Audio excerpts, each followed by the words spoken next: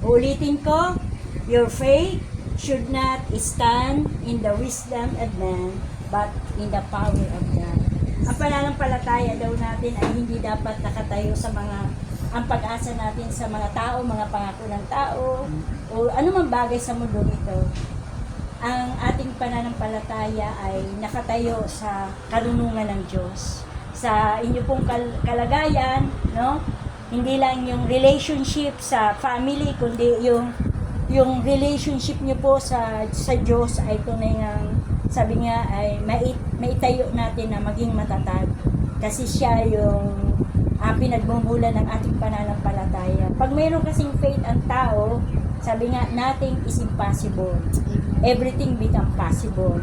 Because to God, nothing is impossible. Kaya kami nandito, ako nandito, para may pag-pray kayo, ano man po yung mga diagnose ng doktor sa inyo, umaasa pa rin tayo doon sa pangako ng Diyos na living hope.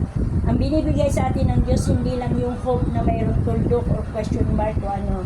Ang pag-asa natin that living hope, buhay yan.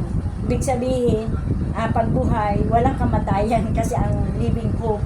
So anything happen to us, yung faith natin nakatayo sa pananampalataya na mayroong buhay. No? Because that faith coming from God. So pag-pray namin yung ano lang, ito yung total surrender ng sa Lord, trust to God. Sumunod lang kayo sa prayer na gagawin ko kasi hindi ako magpapagaling ng Diyos magpapagaling. Kaya dapat tayo lalapit sa Diyos. Hindi ako lumapit sa Diyos, pero kailangan mo kasi bawat isa sa atin kailangan mayroong individual decision. Kasi may free will tayo. Kung ayaw nyo, wala akong magagawa. Pero sabi nga, wala tayong magagawa kung wala ang Diyos sa atin.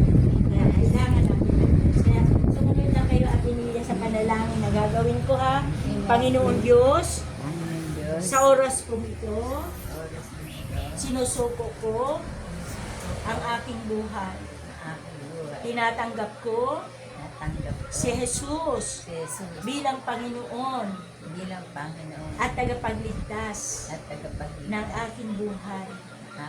Patawarin mo po ako sa lahat ng nagawa kong kasalanan. Baguhin mo ako. Gabayan mo ako. Dahil ikaw nang hari.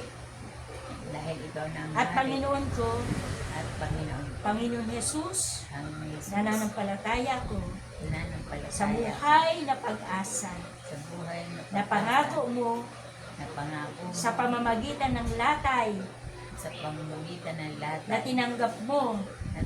Sa krus ng Kalbaryo. Ang mga sakit at karamdaman ay nagkaroon ng kagalingan. Dinanghawakan ko po ito sa pangalan ni Jesus. Amen. Amen. Ako na lang po ang mananalangin sa inyo. Panginoon Diyos na makapangyarihan sa lahat, na tinanggap niya Ate Nelia. Ganun na lamang ang pag-ibig mo sa amin. Binigay mo ang iyong anak na si Jesus upang ang sino man sumampalataya ay magkaroon ng buhay, kagalingan sa mga sakit karamdaman. Amen. Right now, we speak your divine healing, O Lord God. And Lord God, yung pong sacrifice na ginawa mo, Panginoon, inaangkin namin. By the stripe of Jesus Christ, we are healed, O Lord God, from all form of sicknesses and disease, O Lord God. We pray restoration. We pray, God, healing, O Lord God, in the name of Jesus. By the stripe of Jesus Christ, we are healed. We are delivered from any sicknesses and disease in the name of Jesus Christ. Lord, normalize everything that abnormal to this body, internal, external, in the mighty name of Jesus Christ of Nazareth. Lord, mulang ulo niya hanggang talampakan ni Ate Nelia, padaluyin mo ang iyong kapangyarihan, ang kagalingan na nagmumula sa inyo. At sa iyong mga kamay, pinagkakatiwala po namin ang kanyang buhay, maging ang kanyang buong sambahayan. Ito po ang aming panalangin sa pangalan ni Jesus. Amen. Thank you, Lord. Thank you.